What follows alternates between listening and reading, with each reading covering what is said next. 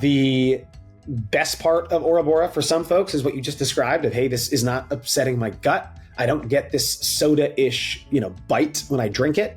It doesn't burn the back of my throat because it's not as acidic. And then, of course, hey, if I'm drinking it slower, it's not like it goes from a sparkling water to a disgusting science experiment. It goes from a sparkling water to a less sparkling water to a flavored plain water. It's a tough thing to market because citric acid is a normal thing. It's in lemons and oranges, as the name suggests. In any piece of citrus, that's a citric acid. And it's a hard thing to talk to consumers about because we are the least acidic sparkling water, but we are still acidic because we're a sparkling water. And we're the least acidic because we're not adding acid. We're just creating acid by adding carbon dioxide. Welcome everybody to the Startup CPG podcast. Today's episode is a doozy. I think this is just one of the most interesting episodes for me that I think we've done. It's with Paul Voge from Aura Bora, who's back on the podcast because he's just such a candid, transparent guy. And he's here to talk to us about what is the CPG founder journey like?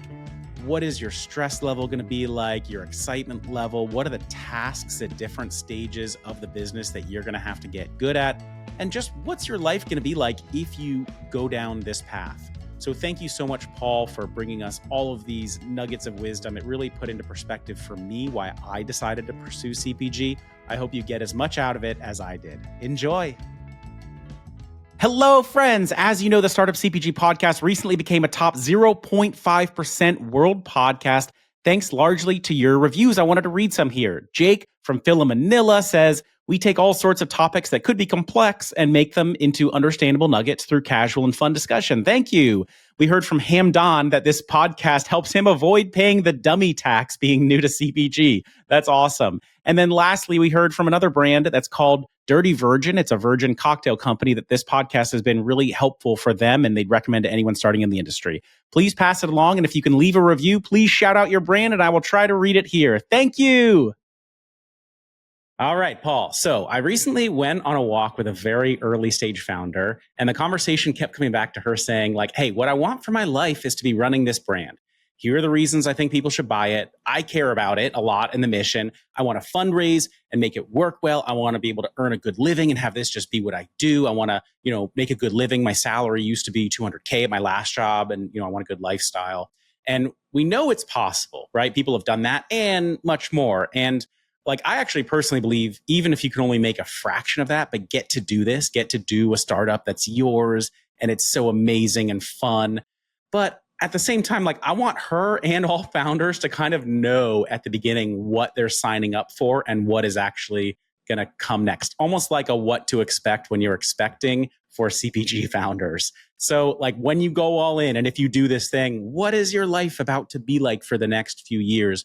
What does it take? Because if you can make that happen, it's probably going to be a long time before that actually does come to be. And it's going to take everything to get there, right? And just tons of work and stress. So I wanted to invite you, Paul, because, I think you're a founder that a lot of us would point to as one of the success stories in the industry, for sure, of the last few years as great, let's talk about that journey. Let's dig into it. So what has your life been like since launching it? What are the highs and the lows and the sacrifices? What's the day-to-day actually like for you? What do you end up doing most of the time? Is it glamorous? Is it not glamorous? All of that. So let's just jump into it. So Paul, where are we finding you today, first off? And hello, how are you? I'm well. I'm at home in San Francisco, California. All right. Paul, can you give everybody the Aura Bora 101 as I also crack my lovely Aura Bora here? I'm drinking a lavender cucumber. Thank you. Yes, Aura Bora 101.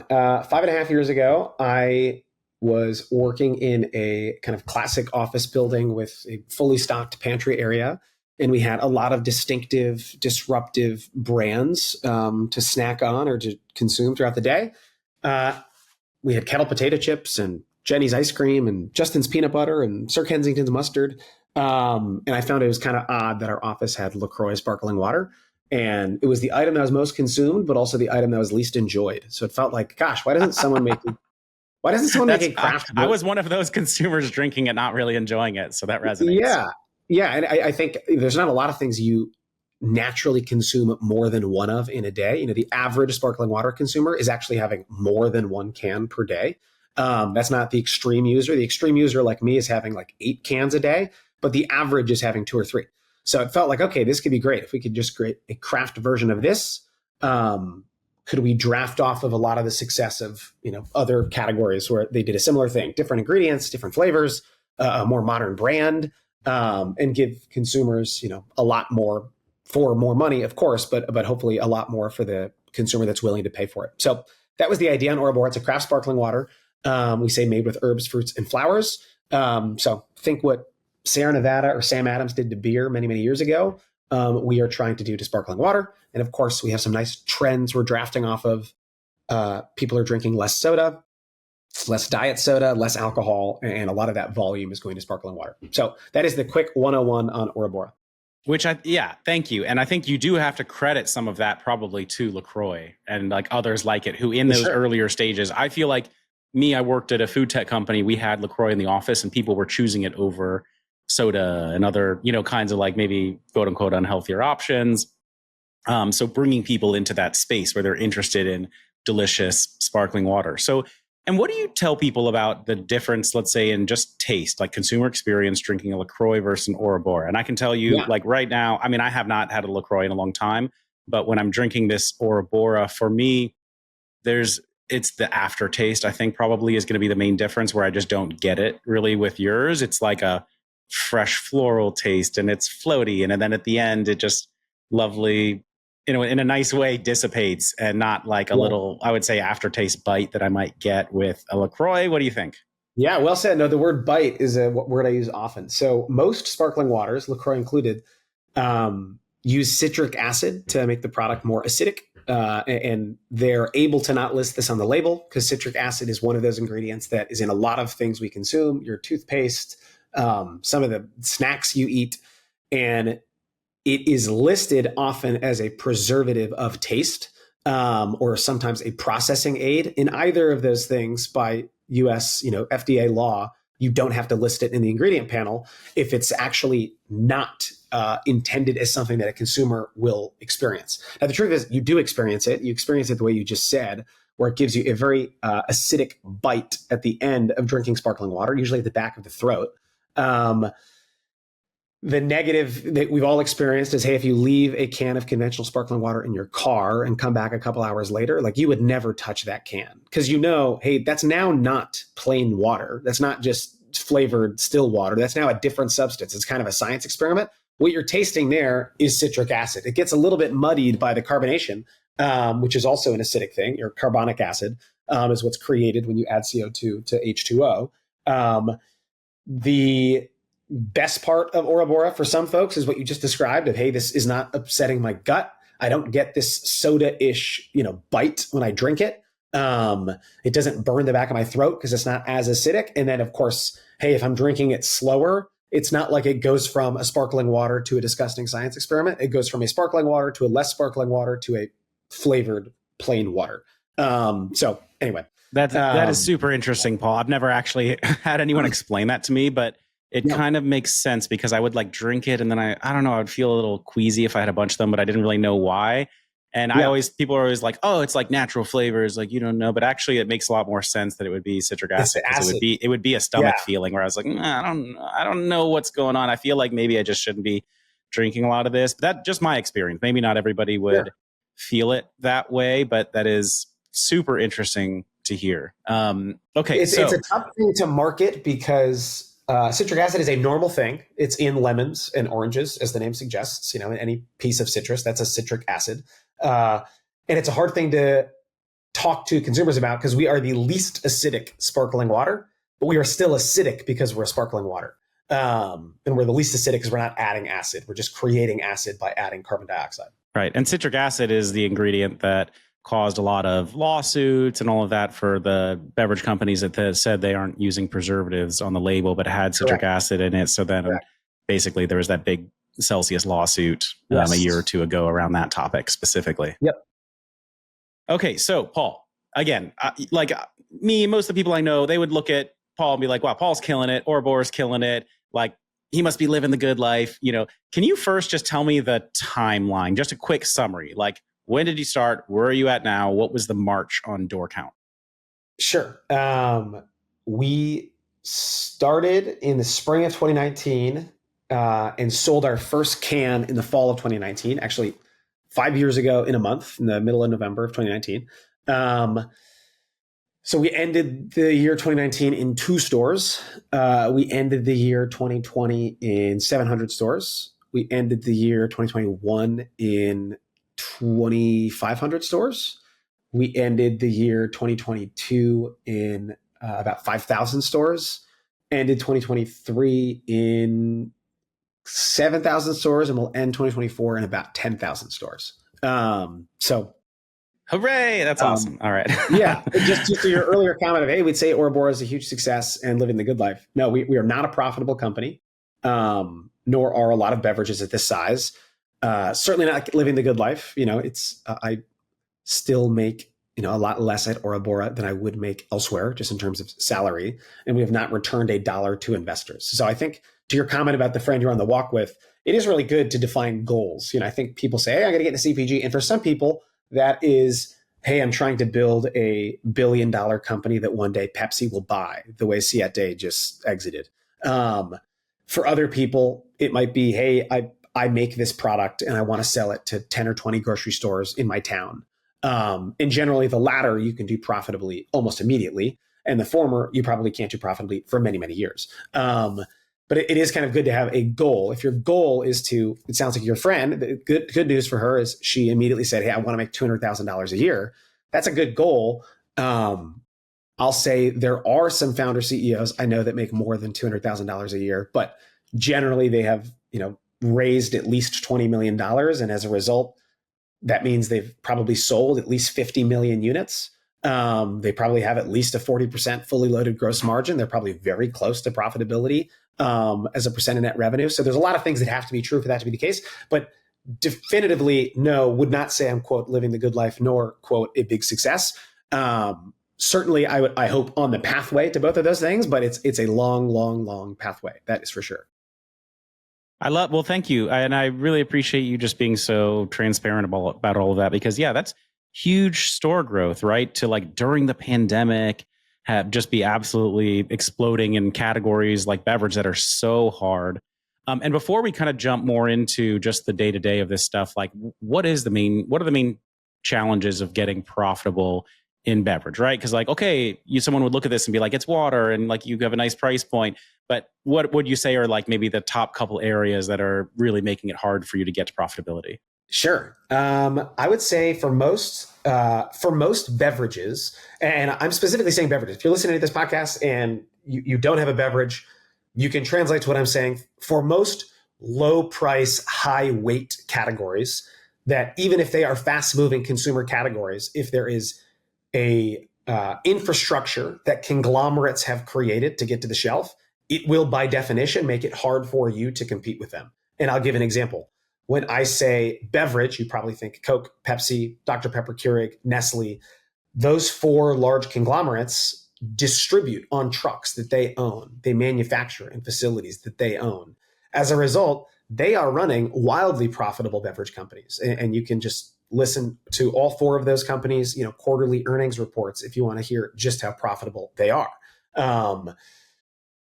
It's amazing what you can do when you're effectively vertically integrated. So if you are not vertically integrated, like me and like a lot of other beverage companies, and by that I mean, hey, I'm using someone else's manufacturing facility to make the product. I'm using somebody else's truck to get the product to shelf. I'm using somebody else's retailer to sell the product. Not that Coke has its own retailers, but given the deals that they have with the major retailers, in a way, it's as if they own a chunk of those retailers. So think Coke, Pepsi, et cetera. They're effectively vertically integrated from the raw ingredients all the way to you paying, a couple dollars for your half liter. And Aura Bora is so the opposite of that you can see where all of the dollars, fall out of line of, yes, of course, you can buy a 6-pack of Aura Bora right now at a Wegmans for $8.99. It does cost me less than $8.99 to make that 6-pack. So great. From the gross margin line of our business, it looks like, whoa, this this Paul guy's got something going. He's going to have a profitable business. Great. It's on the shelf at $8.99. I make it for a lot less than that. But the retailer is taking at least 38 points, sometimes as much as 42 points in grocery channel, as much as 55 points in the convenience channel, if you're a beverage company selling to convenience, which is generally the largest beverage category. So who's getting the most value out of this product being sold? Not me, the retailer. Who's getting the next most value out of this product being sold? The truck that it's coming on, the distributor that's getting to that retailer. Again, not me. I'm paid after those two people are paid. And there's a lot of other dollars involved. Like, of course, we have 15 employees on our team. We are expected, and the only reason we get items on the shelf is because we promise to run a lot of marketing dollars, not just marketing dollars in the form of trade spend, where the price comes down on the shelf, 16 weeks a year, but in the form of advertising in those grocery stores, doing sampling events, having shelf talkers, whatever it is. There's a million ways you need to market because it's a very competitive category. And like I said, you are competing against some of the largest corporations on earth. So there's a lot of reasons why beverages aren't profitable, but there's a few of them. Yeah. And even if you look at like Liquid Death, a lot of people would talk about them. I don't know their financials. I'm guessing they're probably not profitable either, even as much as they're fundraising now, because it's a very low price point category. But I feel like for them, and I don't know if Poppy is either, and they're obviously getting like all the hype these days, and I drink it, I enjoy it. But like my assumption is those things will just be so valuable because at some point they will get bought by one of those companies that can then manufacture it for pennies on the dollar of what they're getting now and distribute it. And then it's an incredibly valuable brand. So you're kind of building towards that event. What do you think? It's a mix of both. So both of the ones you just named, correct, are not profitable today, October 2024. That said, they're both a lot closer. I always say EBITDA as a percent of net revenue is a great metric to look at. If you're running one of these fast-moving consumer companies that can't be profitable, you want to show like, hey, we're getting closer to profitable. And even if the dollars we are losing every year is getting greater, is the percent getting lower? I'll pick a fictitious number. Hey, if you're losing $1 million off of $3 million of sales, that's a lot worse than losing $10 million off of $500 million of sales. Even though 10 is a larger number than 1, you're still losing a much smaller number relative to the net revenue. And the reason investors or potential acquirers are looking at that is, hey, eventually these things do flip. And in the past, they used to flip where they start making money after that acquisition. And an acquirer would say, hey, great, we can do an add back as we're buying your business because, hey, we're not going to need a lot of your employees. We're not going to need your manufacturers. We're going to manufacture it for a lot less. We're not going to have to use these very expensive distributors. We're going to use our own trucks and distribute it for a lot less. And all of a sudden, this, I'll just use that same number, this $500 million revenue business that was losing $10 million turns into a $500 million business that's making $100 million, which 15 to 20% EBITDA, like that is best in class, end of the yellow brick road EBITDA for a beverage company. And I'm saying that a vertically integrated Coke-owned beverage company, that's what they can expect, 20% EBITDA. And if you don't believe me, you can listen to any of Coke's last quarterly earnings calls. The good news for those beverage companies is, hey, even though we lost 10 million last year, maybe 15 the year before, maybe 20 the year before that, at the very end of this rainbow, we just got bought for a couple $1 billion. Again, I'm using a very big acquisition just to prove a point. And they are saying our business is worth that because to Coke, hey, they're going to immediately turn to a $100 million profitable machine, and then they can run it out and probably make it more profitable and much larger very fast using their system. What has changed is, of course, those acquirers now don't want to buy that company, even though it's very large. They want to buy the profitable version of that company. So that's, of course, if you're Liquid Death or Poppy or me to a much smaller extent, that's what you're trying to do is prove, hey, I can be a profitable company on my own, even with these bad dynamics, even without owning the trucks or the retailers or the manufacturer. I can create a profitable business and it will just become more profitable in your system. But it's a long road. You have to raise a lot of dollars to do that. You have to be willing to do this for, at least a decade and learn a lot very fast and compete against those big guys as you go. Paul, you should be a professor. I very much am enjoying this class. Personally, I'm like, man, I worked in beverage for a long time. How come I don't know or understand any of this stuff? So I'm very impressed by all of this knowledge that you have. So, okay. So going back then to the beginning. Sure. When you started this business, what were you doing before? And talk me through like, okay, here's why then I wanted to do this. And here's what my life was like in the early days, starting this back in 2019. Sure. My life in the early days, yeah, I was, delivering the product out of my Subaru, driving around the city, dropping off invoices, and it was really fun. I mean, it remains to be fun. That was just fun, and it was just me, and it was like a very clear objective. Hey, we want to add one store per day. Let's see if we can get one more store per day. And I'd say in 2020, that was like roughly our rate. We started the year with 2 stores. And by the end of January, we were in about 32 stores. And at the end of February, we were in about 64 stores. And it was just like a kind of intoxicating thing. And we ended up working with a couple of small distributors locally. One of them was an egg distributor here in the Bay Area. It was our first like major distributor. I was so thrilled to be on this truck next to like thousands of eggs, and getting to know their sales team. Obviously, beverage was not their main thing. It was like their third tier thing after eggs and after milk, to most of these grocery stores. Then you get into these distributors and you probably leave your car and you start working behind a desk the way I am right now. And you're trying to make sure, okay, I always joke in food and beverage, and I guess this is true in other categories too, but uniquely in food and beverage, like you kind of have 4 customers. Only one of them pays you, and they generally don't pay on time or in full. But your 4 customers are, the obvious one is, hey, you're a distributor. Great, I'm selling this product to a distributor, and I'm trying to get to know their sales team to increase the sales, to, of course, get the orders in on time to existing retailers, to make sure that their sales team is motivated to get into new stores. When they're presenting other items, they can present my new items. That's the first customer. They're the one that actually pays. Next one, the retailers. I actually have to meet with the retailers. The distributor meets with some retailers, but for the most part, I am meeting with retailers. And it means you have to figure out, okay, at the beginning, who are the regional in the Bay Area where I live? Like, how do I meet with Lenardi's? How do I meet with Oliver's? How do I meet with Buy-Right? And I have to have those meetings with the retailers and hopefully get as many yeses as possible. And like fundraising, it's kind of a numbers game. Not all retailers are going to say yes to you. You need to talk to a lot of them. And then, of course, make sure that when you get into those retailers, velocity is so good that you have great data to show the next set of retailers. That's your second customer.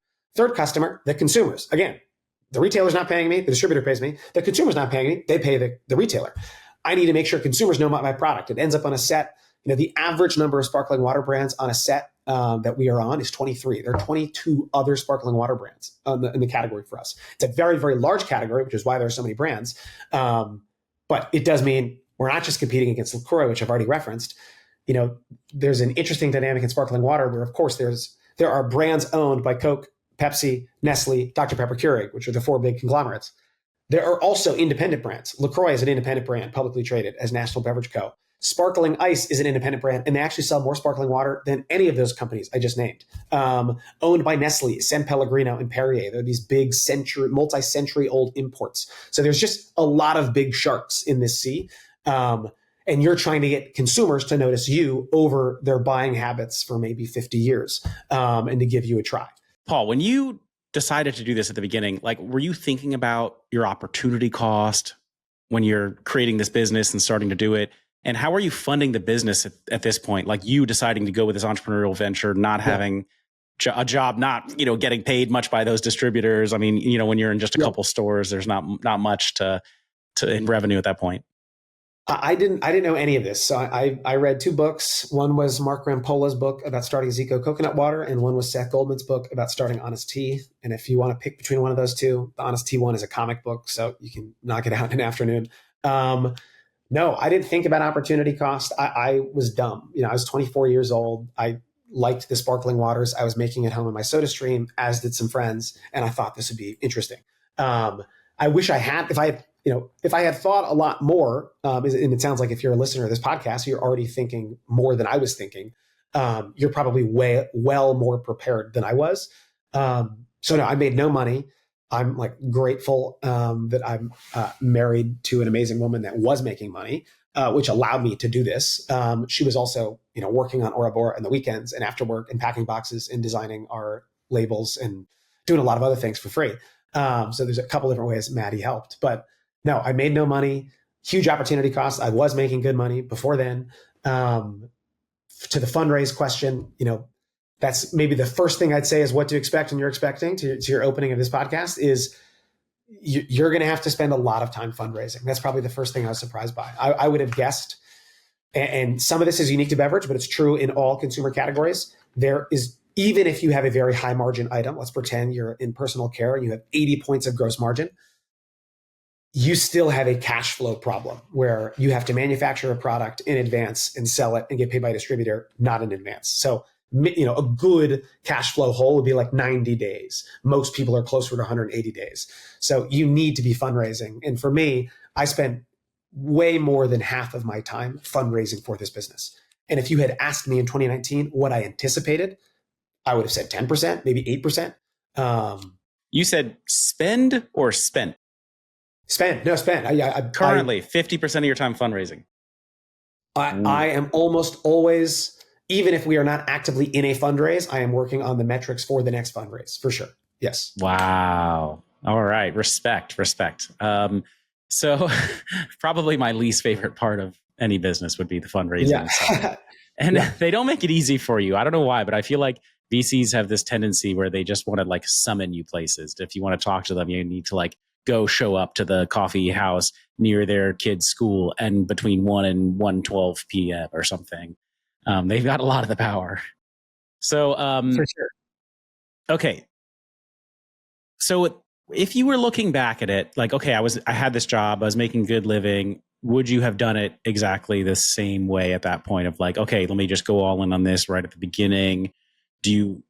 What would have been the pros and cons of maybe even like keeping your job for a while and trying to hire somebody to do some of that work, or it just wouldn't have worked that way?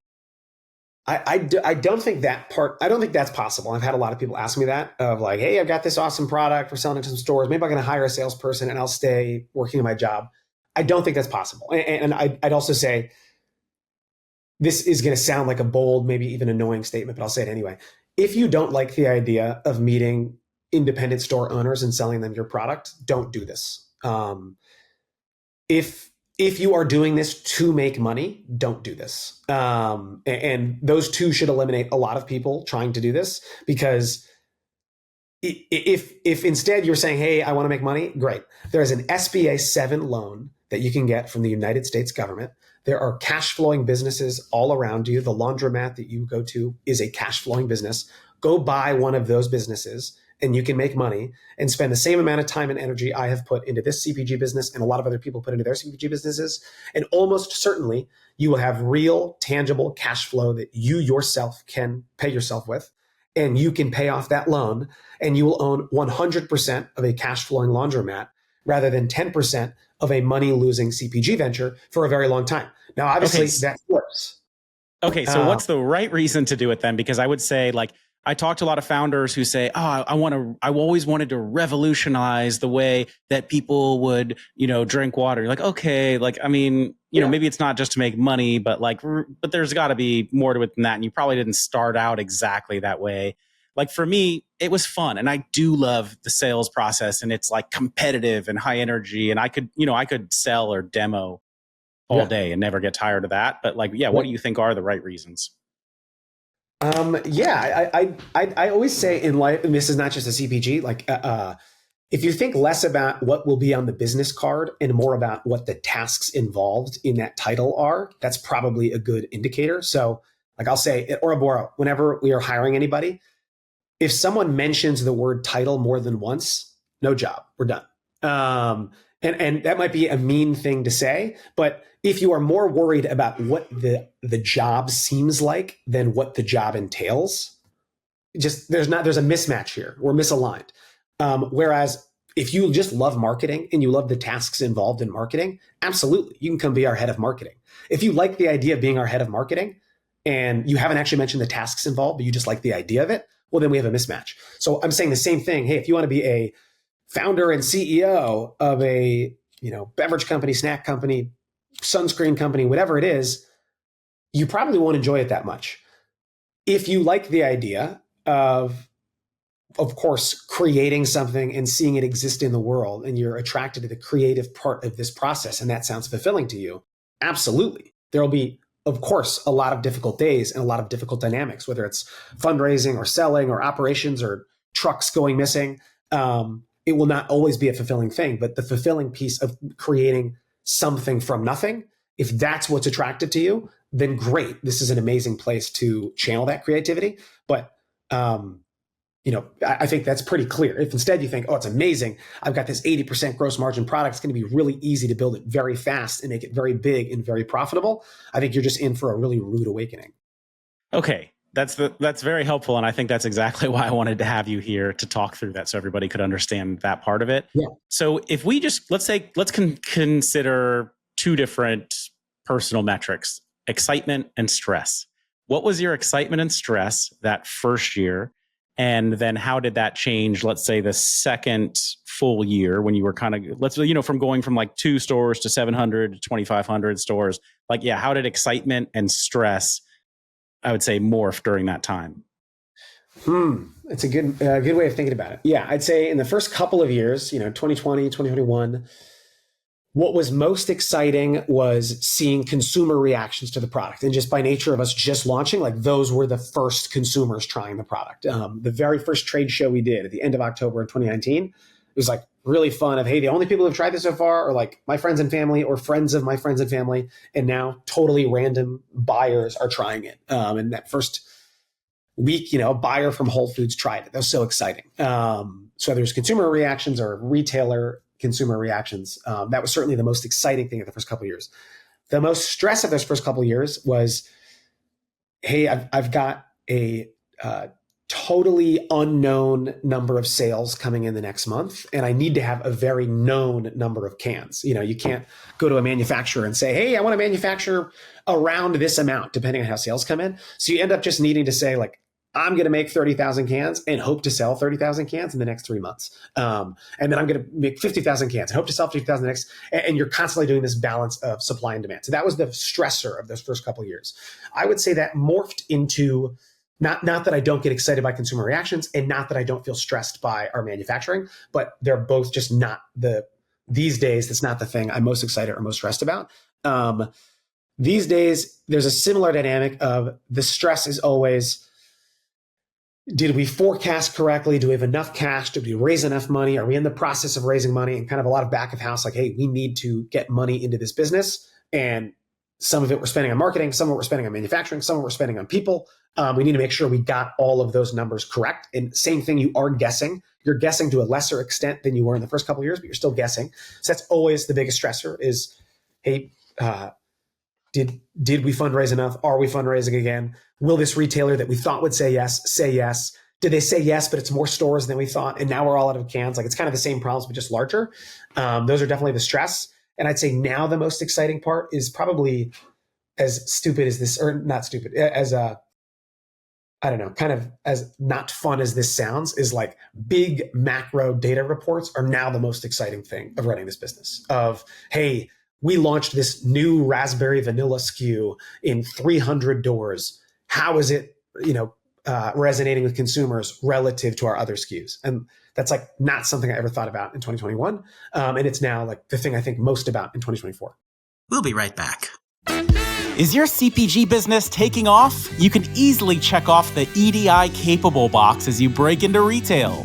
SPS Commerce is your gateway to retail growth. With over 1 million existing trading connections and counting, you get instant access to the largest network of up-to-date, mapped EDI connections to retailers, distributors, 3PLs, brokers, and other supply chain partners without doing any of the heavy lifting yourself. With over 20 years of experience, SPS Commerce is the partner you can trust to get you up and running quickly and be there to scale with you as you grow.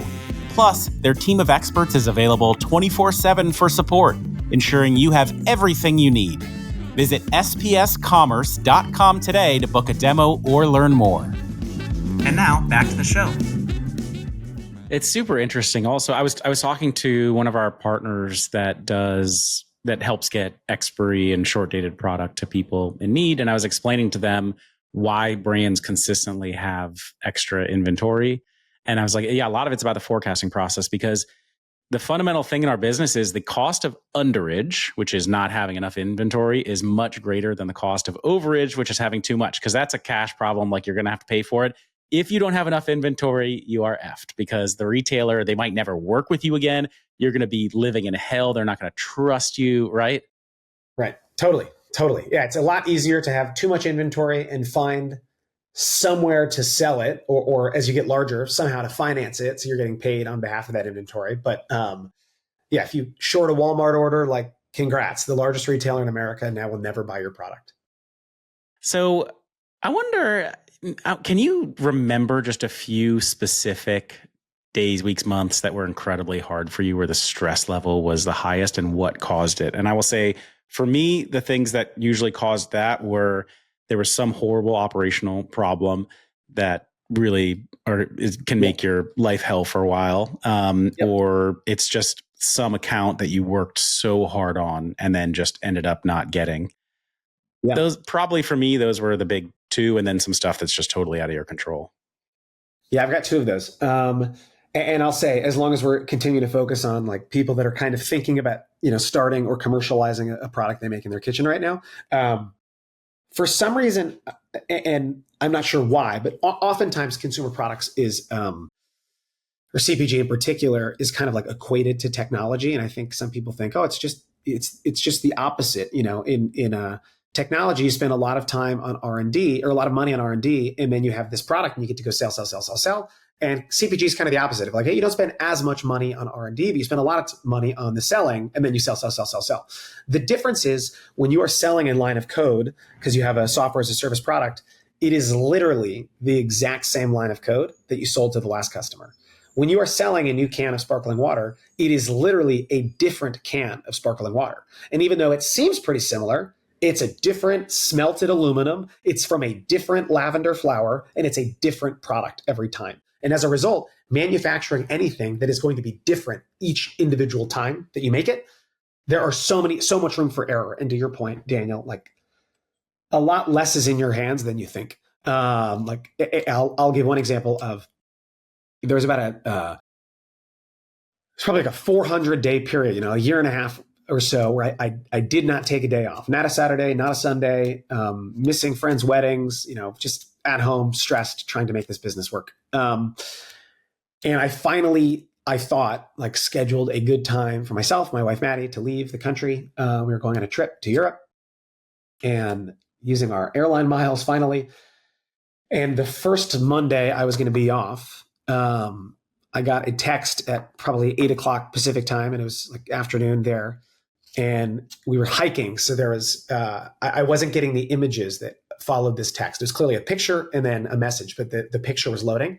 And it was a text from our 3PL at the time. And the text read as follows, and apologies for profanity, but this is an honest text that I got. Paul, all your shit is fucked. Okay. And then a picture and a video that were loading. And I'm like running, trying to find service to get those to load. And again, this is supposed to be my first day off in like a year and a half. And I finally get Wi-Fi at this little cafe, and it was a video of a pallet of cans, and like every half second, pop, pop, pop, pop, pop, pop, pop, pop, like fireworks. And we had done a big production run. We'd done our biggest production run ever to put real dollars to it. It was the first time we did a production run where we had run $250,000 worth of product, which was huge. We were working with a much larger co-packer. Like, it was, we had kind of graduated to this step, and we were just about to launch into Sprouts nationally. And I don't know what to do. I don't know anything about can science at this point. Now I know a lot about can science, but I'll skip through 6 weeks of back and forth. We did get paid back for this. It was an error from our contract manufacturer. It's an error that could have been avoided. It was not high carb. It was high fill. This is a high fill can. Just put too much stuff in there, and then it was a hot day, and there was extra pressure, and next thing you know, cans are popping. So, but $250,000 worth of product that I had paid. I paid for those cans separately. I paid for those raw ingredients separately. I had paid the deposit on that contract manufacturing run separately. I'm now out of those dollars. Like, thankfully, it was soon after a fundraise, so I had a little bit of wiggle room, more than I have normally. But that was a particularly stressful day. And obviously, to add insult to injury, of course, I was like trying to be on vacation, and obviously that vacation was very much ruined. How dare you try to take a vacation while Yeah, doing a exactly. startup? That's what it felt like. Of course, it always feels cosmically like it was the universe saying, like, "Oh, you think you can take Monday off? All right, we're going to explode some cans for you, big Let's just buddy." wait until you're as remote as possible, Exactly and right. then we're going to tell you how effed your S is. Yes, exactly right. So that was one particularly tough day. We had another one where there was a huge. I remember this as a Ted Cruz got a lot of flack, and it was very funny on the internet because he went to Cancun during the big Texas ice storm. Yep. Whenever that week was in the world, we had a huge truck full of product in Texas as well. And it was to a very important retailer and it got delivered and it was just a truck of ice. And unfortunately for me, like you'd think the retailer would be like, oh, makes sense. Got left over the weekend and the temperatures were surprisingly like 10 degrees. And now you're loading this big truck of ice. Instead, they were not at all understanding. And they were like, how dare you send us this garbage product? And obviously, I thought it was very clear, like, we obviously didn't load a truck of ice. We loaded a truck of sparkling water. It is just being unloaded as a truck of ice. And we will get product to you as soon as possible. But it did create a tenuous relationship with this customer. Anyway, we've had a million stressful weeks. But to your point, I think it is the most stressful when it feels like something that is totally out of your control, but it will be totally your fault. And you at least when it's in your control and your fault, you feel like, oh, well, I messed up. This feels like, oh my gosh, something just awful happened to me. Those are real ones, man. I can definitely imagine what that can feel like. So, what about now then? Like, okay, once you get into 5,000 doors, 7,000 doors, 10,000 doors, I mean, you mentioned already you still have the same challenges around fundraising. You're still working hard to get your business towards profitability. Yeah. What about your excitement level now and your stress level now? I'd say as it gets larger and you go from, maybe the store down the street to a collection of 5 or 10 stores down the street to like a major regional grocer, depending on where you are in the country, to major national grocers, you do get kind of a schedule to your life, to your year, which is nice. But the negative part is, this part of the year for me, the last 3 years, between October 1 and Thanksgiving is like so painful. Because you are just sitting around waiting of, hey, there are 7 retailers that we've had substantive conversations with in July, August, September. And they could say yes and totally make our year. By nature of these businesses, because you raise money from outside investors and because you are making more product, you need to grow. You cannot have a stagnant CPG business. And that's, of course, true. Publicly traded companies have the same pressure. But I'd say for CPG startups, like what investors are investing in, no offense, is not your dynamic personality or your amazing, delicious product. It's like, can you prove to us that this is a growing, scalable business? And if it is scalable, it needs to scale. So you do all these meetings and you hope for the best. And like where there are 7 retailers we're waiting on, if we get 6 of the 7, I will be over the moon. If we get 4 of the 7, I'll be really happy. If we get 1 or fewer of the 7, I'll cry. Like it's just, and this is totally out of my hands now. We can send them data and send them new reports and send them more samples and try our best. But ultimately, it's a human deciding whether or not to fill their set with my items. And that is what next year looks like. Next year could be 40% bigger or 40% smaller, depending on what comes in. As you've gone from 2 stores to like 7,000 stores, for me, when I was growing and getting those bigger regional chains, I felt like it was like going from a go-kart to like an F2 car or an F1 car. Like, all right, now I'm on the stage. Like I've got a vehicle and I can do some cool stuff with it. It just felt like a bigger stage. Does it feel like that to you? Yes, I do think it's a bigger stage. I think, one tangible thing, when we used to sell into those regional stores, like they didn't often think about LaCroix, Perrier, San Pellegrino. It was just like, oh, this is part of you're kind of like one of those emerging brands we just think we should add to our set to add diversity to set. And now we are actually delivering value to those retailers. Like now we are being compared, what are your sales on a linear inch basis relative to sparkling ice? What are your new innovative SKUs relative to bubblies? Like that's crazy. Those are big, big, big brands. I'm just, this random guy, Paul, in San Francisco that is trying to sell sparkling water, and I'm being compared to these massive companies. In the eyes of this retailer, they need to add a couple of items. Which of them will come from us? Which of them will come from one of our competitors? It does feel like a bigger stage. Where it really feels like a bigger stage is we are now constantly looking at, okay, what was our trade spend last year in this retailer? Like it becomes a game, ironically, a game not of yards, but of inches as you get larger. Hey, do we lower our price more frequently? Do we lower our price to a deeper level more seldomly? Like that's an ultimate question for a lot of food and beverage companies. When we're doing below the line marketing, like is it more effective to sample or is it more effective to do out of home? Is it more effective to do retailer owned media? Like there become these very big things that at the beginning, you're just trying to get stuff on the shelf, sample where they let you, get more stuff on the shelf. And even though all those dynamics are still true, there are so many ways to get on the shelf, and there's so many ways to move the product off the shelf. And you have larger budgets and larger stores at your disposal. And to your point of, hey, when you're getting into a 2,000 store chain, amazing. You're going to immediately see a huge impact to revenue, but you need to finance that with a huge new, finance agreement to make that product. So it does become, in some ways, a game of inches because you're looking at a little point of trade spend here and there. And in some ways, we're adding more stores now at a clip than I added in 3 years of running the business. Like that's just kind of an insane fact.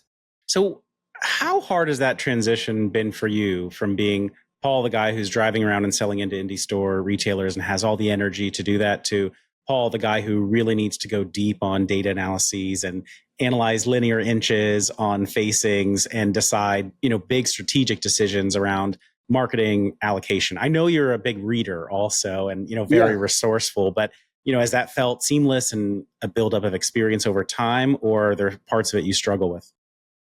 I'd say if you are like if you have a business that's like roughly at this stage, I can speak as specifically as you'd like, but we have 15 employees, we're in 10,000 stores, we have 8 SKUs at retail. We are trying to go, above $20 million in sales next year. There are certainly items, to your point, that yes, feel big and strategic, and I'd say like, more Zoom calls with spreadsheets and less I'm stuck in a traffic jam in a Subaru full of cans on the Bay Bridge. But they're kind of not that different. And I'd say both of them felt strategic and existential. One of them might just be more, dressed up. I mean, I'm wearing the same outfit I was when I was in that car. So it doesn't look all that different. And I'm still working from the same home. I'll say as to the transition, your job changes in this. Maybe this is another one for what to expect and you're expecting. Like your job changes every 60 to 90 days. I have a very different job today in October than I did in January, and a very different job in 2024 than I did in 2021. So it doesn't actually feel like a big transition. It feels like a million small transitions. And one day you wake up and, I was laughing the other day of like, I am now constantly looking at the percentage of sales that happen on display versus on planogram for my competitors.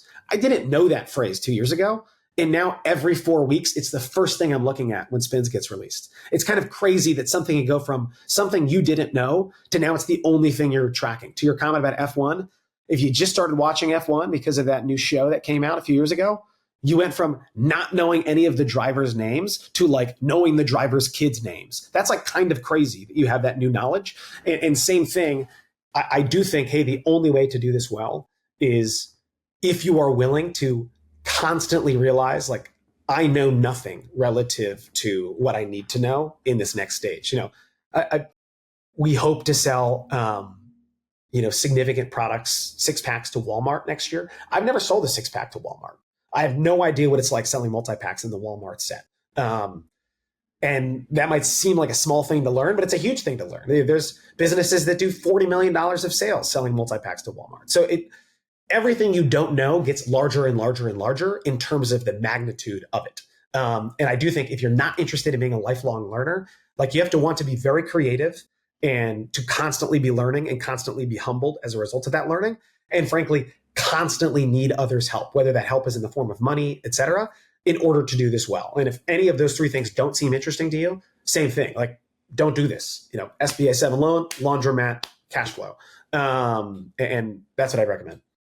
And I mean, at that point, it's not just like one truck full of stuff popping, but it's like a fleet of trucks going to all the Walmart DCs all over the country. So, I mean, hopefully you figured everything out by then and it's everything, you like learned the lessons early on, but like the one thing with ops is stuff will always go wrong. It's just a question Correct. of like how big of a deal it is and how you can react to it.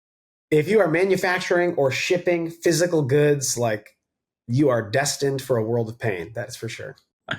So, okay, looking back then, is there anything that you feel like you could have done differently along the way to just have a better experience of all of it? Or do you think you felt the appropriate amount of stress always that you needed to drive the business?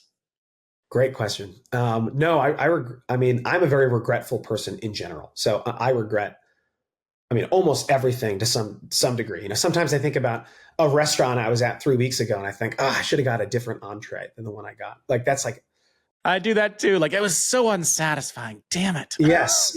Or, like, oh man, I was the quarterback on my 6th grade football team and I threw the wrong pass to the wrong guy and we lost in the championship. And I think about it today, and that was, 2 decades ago. So that is certainly my nature, which is not a good nature to have. But when I look back early on, I wish I set better expectations for myself and, frankly, my investors, and to some degree, our team members early on, because I just didn't know. I didn't know what a normal growth rate looked like. I didn't know what it would take, but I was just making guesses. And I always joke that, hey, maybe even things I'm saying on this podcast, like 6 months from now, I'll look back at and cringe. Which the good part about that is like, hey, it means you're learning very fast. If 6 months later you look back at something you said and cringe, that's good. That means like, hey, you learned a lot in 6 months. The negative is, every time I make a sell sheet, I look at all my old sell sheets and I think, oh, why did I say that? Or every time I make a new investor deck, I look at all my old investor decks. I'm like, oh my gosh, like the idiot that put together this deck, what was he thinking? And unfortunately, that's the idiot that I see every morning in the mirror. So I in terms of like mental framework, what I wish I had known at the beginning is there is no fast way of doing this. There's no shortcut to doing this. I usually say like, hey, if you want to start a beverage company, and this is true of a lot of fast moving consumer goods, but I know beverage better. Like, you need 30 years or $30 million, ideally both. And I didn't know that at the beginning. I thought, like, I remember the first investor deck we made. I was like, hey, I only have to raise money once. I don't know where I got that idea from, but it was stupid. So I wish I had a longer term view of it and realized, hey, even though, yes, you need to be stressed and frantic and every day matters, if you can remember that this is a part of what will probably be a decade plus experience if all goes well and you don't fall off the tracks between now and then, like, all of a sudden you can enjoy each little win a little bit more. I wish I had enjoyed that call we got when we got to Sprouts National. I was really excited that day. And the next day I was no longer excited. I wish I was excited for like a month, not a day. So I think there's a lot of different ways of packaging that mentally, but I certainly regret some of the ways that I felt like myself and the business have become one person. And whether Aura Bora is a huge smashing success and we see a big Pepsi acquisition or not, like, it was a success in that I was willing to do it. And I've now spent many years of my life learning it. And being so tied to the outcome, like a big flashy exit is not the only way that makes these businesses a quote unquote success. And I think that's a very, very hard thing to put in your brain. And of course, it's not the sort of thing an investor would want to hear. But it's the truth of, hey, when you're doing something, the best baseball player in the world has a less than 400 batting average. Like, they are getting out more than they're not getting out, more than they're getting on base. Same thing. This is a way worse than that. 1 in 10,000 of these businesses gets to 10 million in sales. And those that get to 10 million in sales, another 1 in 10,000 get acquired for any meaningful number of dollars. So by definition, you are playing a 1 in many million game. To win that game is very hard. To play that game is very fun. But to play that game and knowing that you can only have fun if you're going to win the game, well, don't play the game. That's a crazy game to be playing. So I am trying to keep that perspective more and more, but I wish I had known that 3 years ago. I like hearing that retrospective a lot. And I think it's good to know those numbers. Like, I think the McKinsey Coca-Cola study or whatever was like, 3% of brands get to 10 million, something like that. And it's just good to know that starting out. I mean, for you, I'm looking at these numbers. I'm like, yeah, if you could tell me like, hey, you can start a business today very scrappily and get, that March that you've had of door count from like 700 and then grow 3 times and 2 times and even, expect to get into 10,000 doors in basically your 5th year. Like, that's amazing. Like, Yeah. but I also know what it's like when you have the outside expectations and they're like, well, 3x, no, you should just grow 5x. And like, it makes sense if you just think about it this way, where it's not, it's not reality. And I bet you're the kind of person who's actually pretty good at forecasting your sales, just because you're pretty realistic about what's actually going to happen, which I think it helps when you have a grounded person doing that, because you're not just, I don't know. I appreciate you hearing your retrospective, because when I look at the numbers now on my piece of paper, it's like 2020, 700 doors, your first full year, building all the way up to 10,000 doors in your 5th year. That's amazing progress. Very few brands can actually do that. And I think you're talking about being kinder to yourself at the beginning on expectations. I'm like, no, those are great numbers though. But I know what the pressure is like when you have outside investors who are just like, no, 3x growth, it should be 5x growth. And they're not in the business and it's not really based in reality. And then you feel that pressure every day, right? And the highs that you're talking about, like, we got Sprouts, but like, that's not your goal to like just get Sprouts and you're done with it. Your goal is Sprouts and then Whole Foods and the Target and the next one and then huge and keep going, right? And that's what makes you good at doing this. Yeah, I'd say like it's crazy. I'll use a real example of, in the year 2022, I think we did $3.5 million of wholesale revenue. Not our website. Awesome. I told people we'd do 4.5. We came up short. That's too bad.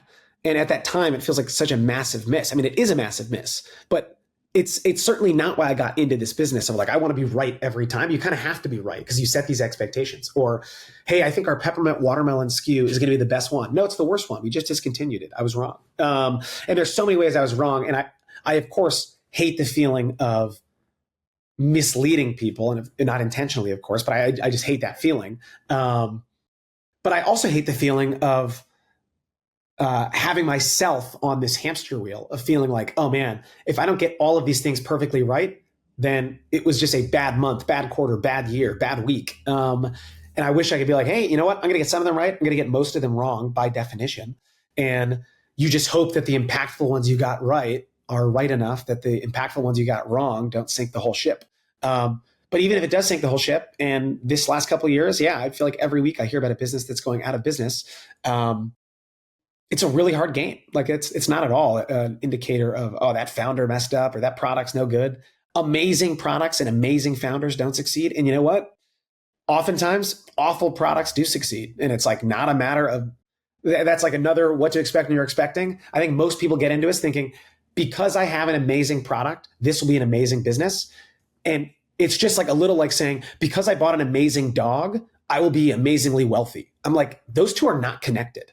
Those aren't connected at all. I see how you came to that conclusion because a lot of wealthy people have amazing dogs, but you just inflated the two in this ridiculous way. And it seems like, what are you talking about? Like these Siete has amazing products. Yes, Siete has amazing products. What if I told you the products were less than 5% of the reason why Siete had this amazing exit? Like they executed so well. Having an amazing product is easy. Every person I know knows someone that makes an amazing chocolate chip cookie. We can all think of someone. My mom makes an amazing chocolate chip cookie. That does not mean she has a $1 billion chocolate chip cookie company. She's very, very far from having a $1 billion chocolate chip cookie company. But that just proves, hey, it's clearly not about the product. And if you're going and thinking my product is the reason this will succeed, oh my gosh, your product is so the 20th least important thing, which sounds painful to hear, but that's just the truth. And I think if you look at the biggest CPGs in the world, then you'll really see that proven out. Like Mars, where I used to work, like those products are not so impressive. Really, like, if you take away the branding and everything, like a lot of people can make better products than that and do. But what they're amazing at is making and delivering that product to Walmart where it could sell for under $1 and they have an incredible margin on it. And they just execute that all day better than anybody. Yeah, totally. I mean, I always say, hey, if you want proof more than anything that amazing products clearly don't equal amazing businesses, go into the grocery store. There's 40,000 SKUs. How many of those do you actually buy? Like 100, maybe 200 if you have a huge family. Like that means there are 39,000 products you don't buy, you don't want, you would never want in your house. You'd be embarrassed if someone saw them in your house. and they're massive businesses. We'll be right back. Are you paying a ton in shipping to send out products, samples, and whatever else? The fees really add up, but lucky for you, we now have a partner that gets you access to the discounted shipping rates that are usually only available to those big companies. I worked with them for my last beverage brand, and I can tell you they definitely got us savings.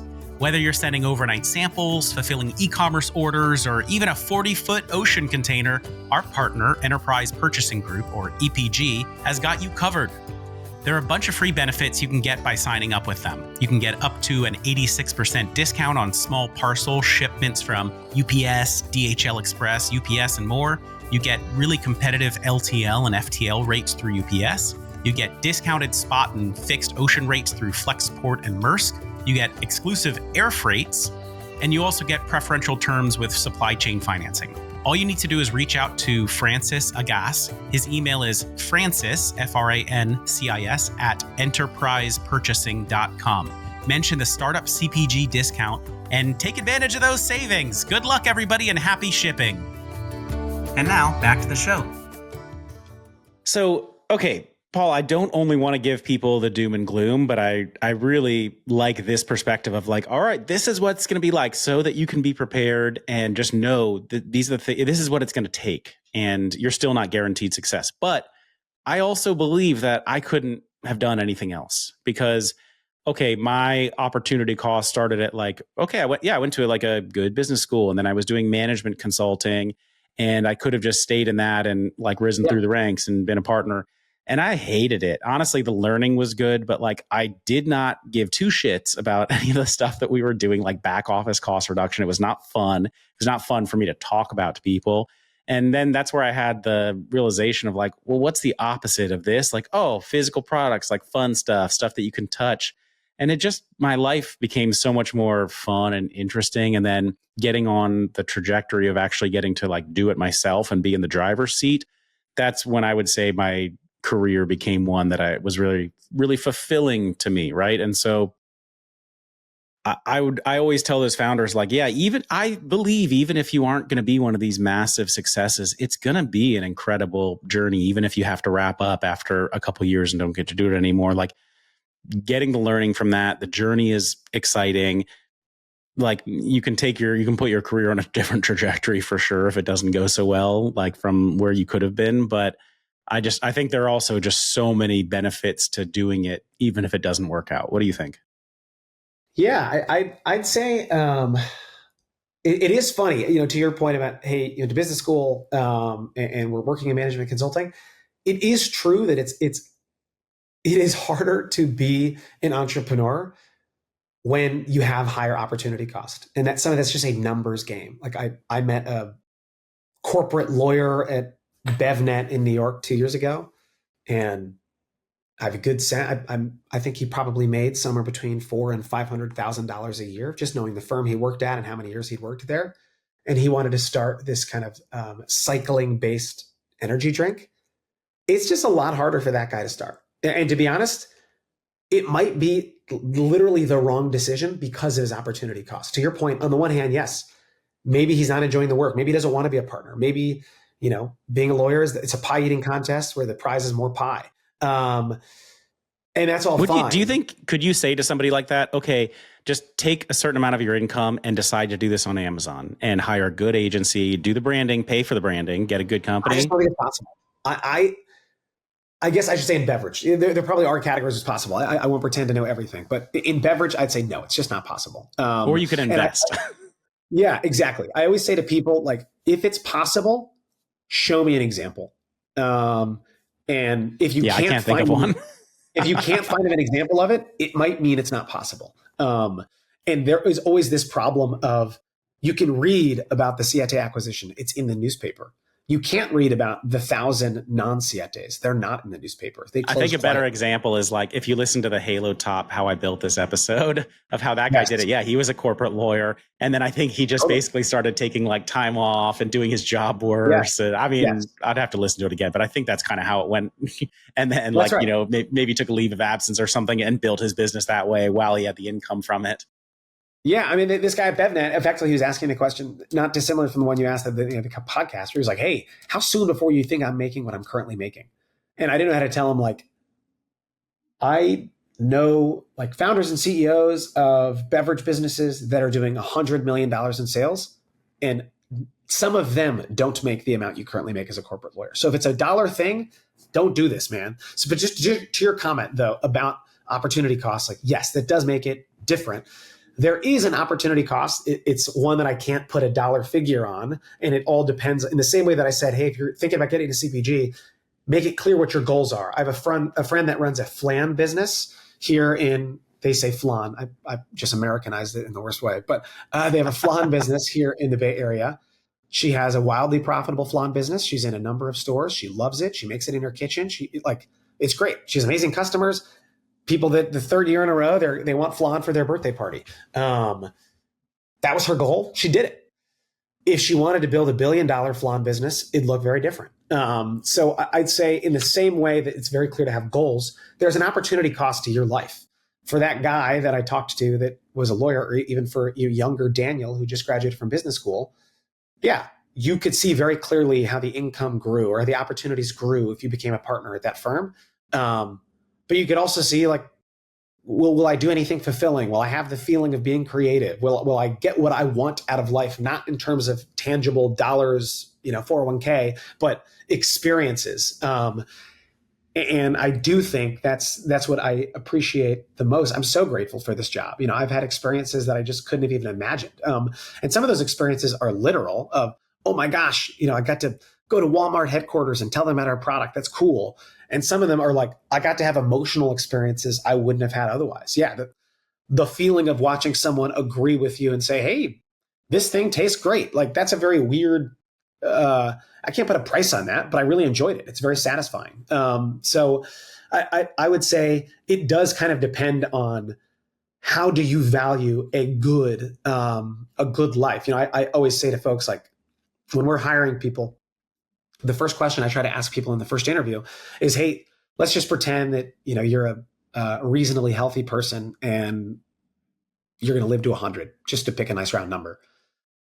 There are 78 years after college where you can do a lot of things to make money and to spend your time here in the universe. When you're 100 looking back, like, why do you want sparkling water to have been one of those 78? Or why do you want CPG to be one of those 78, or 10 of those 78, or 40 of those 78? And I think it's just a good way of putting someone in a framework of, hey, where you spend your days or where you spend your life. And I don't remember who said that phrase. So same thing to your point about opportunity cost. Do you want to spend your days in a boardroom as a corporate lawyer, making a lot of money and having a great 401k, and maybe you enjoy it, or maybe you don't? Or do you want to spend your days worrying about frozen trucks, but man, at least you're in the game and you're building something tangible? And it kind of depends on, I can't say it's for everybody, but for some people, that is the way they want to spend their days because it's the way they want to spend their life. I think that's the thing that you've said that's resonated the most with me. And now I kind of have pieced together why I do this. Like, yeah, that's true. I just did not want to be in like doing the thing every day that consultants do. That was not very fun for me. And this has been the most fun for me. And so, okay, last question for you, Paul.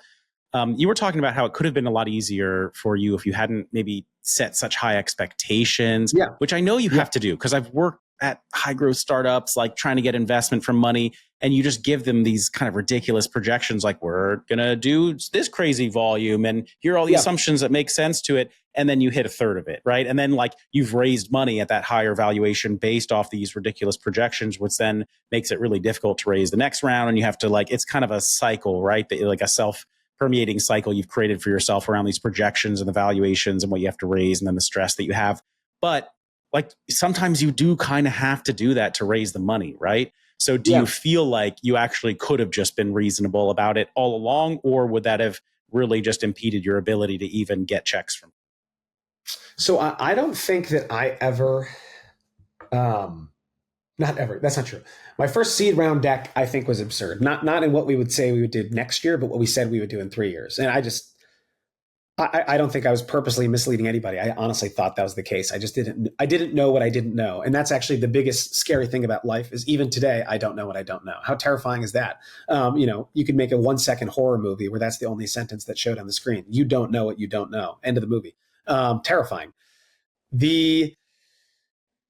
You're right that perhaps it was the very large year 3 numbers in our seed round deck in 2020 that got certain people to chip in 20 grand. Maybe. I think they were probably at that point more so evaluating me and the product and less so evaluating the business and its scalability. I guess what I meant by, man, I wish I had set better expectations. I honestly wish I'd set better emotional expectations for me of, hey, this is going to be really challenging if you're doing this part alone, or this is going to be really challenging if you're doing this part without, a marketing resource. You're just kind of destined for failure. And of course, you don't know the easy way of doing something till you do it the hard way. And then it allows you to kind of figure out the easy way. And it's why, to be honest, there are so many CPG founders that failed once, then come back because they feel like, hey, I now know where the pitfalls are. I can do it again and have it be a lot easier. So for me, I think, yes, I needed to show a robust growth rate in a lot of those fundraise rounds. But I wish I had a better sense of, I'll give one tangible example. There are marketing dollars I spent when we had a lower fully loaded gross margin that I regret spending. This is from 3 years ago, in that they weren't as impactful because I wasn't in enough stores, or they weren't as impactful because I was losing so much on the actual item of the product. And I wish I'd spent less time trying to market well in that store and more time trying to get more gross margin from one individual co-packer such that I could had more money to market in a smaller store. There's a million examples that are along those lines that are easy to point to now after the fact. Hindsight is always 2020. That's kind of what I mean by expectations. Less so about lofty goals. Of course, it's good to have lofty goals. It's better if they seem, both aggressive but not delusional. And I hope no one would ever call me delusional, but it's hard when you don't know exactly the strategy to get there. And I think that's often what investors are poking at is like, hey, you say you're going to do 10 million in 7-Eleven next year. How many stores is that? How many SKUs? How many per week? Let's get all the way down. When are the promos? How many days have you worked in for out of stock? When are your competitors displaying? And all of a sudden you realize, I can't just throw 10 million on a piece of paper. It actually needs to be built out, which is a good thing. That's what investors are here for. They want to make sure that you're thinking through things. So I would say, just to myself, I didn't think through the emotional impact of a lot of the goals I had. And yeah, it did. I used to be 25 pounds heavier than I am today because I was just so stressed in 2021 and 2022 and not seeing anyone and not taking any days off. And on the one hand, hey, we still exist. And a lot of that is because of the work I put in those years. On the other hand, I wish I'd kind of scratched my head and thought, is there an easier way to be doing this? Or am I just going to keep pushing through because it's the only way I know how? And I didn't have time to zoom out and say, is this the easiest way of doing it?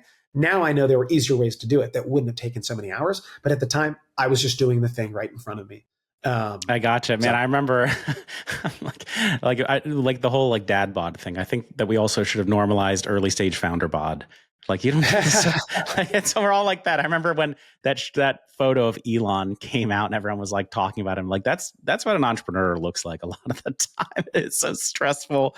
Also, your comment about marketing gave me an idea. I think we should do a top marketing investments you regret as an episode on the podcast. Sure. I think we'd hear some pretty good stories on here. Sure. Definitely. All right, Paul, man, as always, this has just been an absolutely enlightening episode. Just to wrap up, is there any way that people can support you? Anything out there that the community can do to be helpful to you?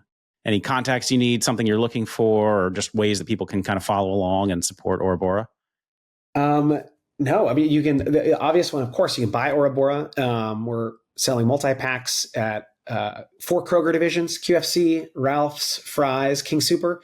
If you live on the west half of the country, all of Albertsons Safeway. If you shop at a Safeway, Albertsons, Shaw's, Jewel Osco store, obviously all the Sprouts I've referenced a few different ways. That would be the most helpful, of course. And I'm an easy guy to reach if you have any questions. I'm just paul@thenameofourcompany.com. What's your favorite flavor right now? We just launched a pumpkin spice one for our online audience. And I'm not ashamed to say I love pumpkin spice lattes. I love pumpkin spice everything. I love pumpkin bread. So if you want pumpkin spice sparkling water, we've got some for you. There's a few cases left. All right.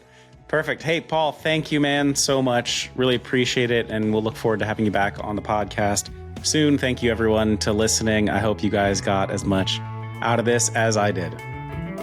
Thanks. All right. Bye, everyone.